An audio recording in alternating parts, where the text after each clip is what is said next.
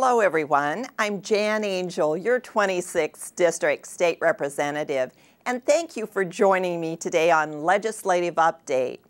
We've now reached the first major committee deadlines of the 2009 session.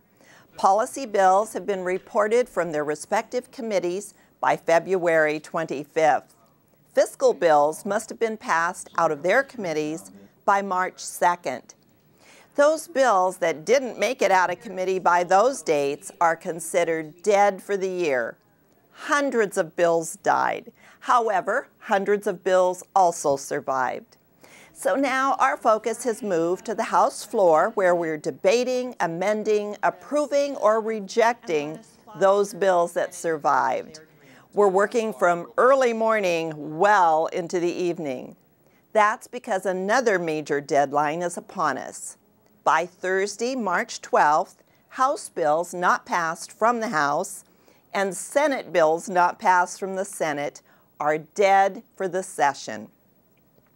I'm pleased to report that the House of Representatives passed the Respectful Language Bill. I sponsored House Bill 1835 to ensure respectful language in our laws when referring to Washingtonians living with disabilities. I stood on the House floor and I asked our lawmakers for their support. Now, today before you, we have a bill that is about the word respect. Thousands of people in Washington are living with some form of disability, with someone who has a form of perhaps mental disability. This not only includes those that are affected perhaps with Down syndrome or other forms of disability, but it affects mental capacity such as autism as well. Those who suffer from these afflictions and the families who care for them deserve to be treated with respect. House Bill 1835 would remove sections in state law that include the words mental retardation and replace them with the term intellectual disability. The measure passed from the House floor unanimously. Along with successes come some disappointments. I'm very disappointed that we could not get a hearing on my bill to provide GPS monitoring for certain sex offenders. House Bill 1834 would have required electronic GPS monitoring of all Level 3 sex offenders and sex offenders who are registered as homeless, transient, or having a prior conviction of failing to register. This measure was sent to the House Public Safety and Emergency Preparedness Committee. My repeated calls to the chairman of that committee were never returned. It's very disappointing because it means that we will now have to wait another year before the legislature can take up this issue again.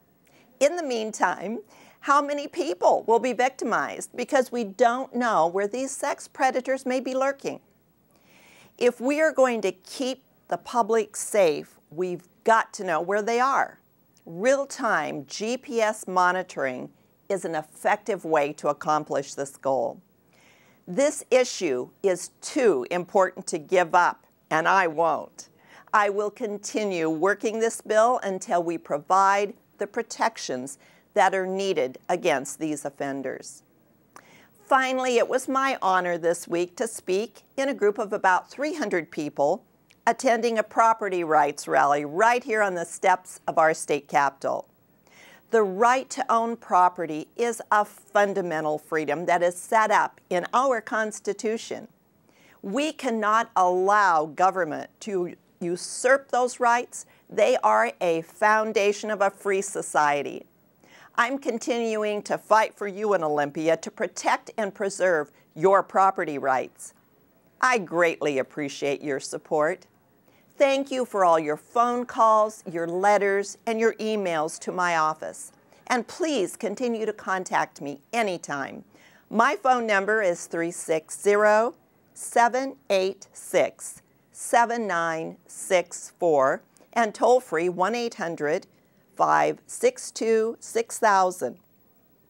Our mailing office here is P.O. Box 40600, Olympia 98504, 0600.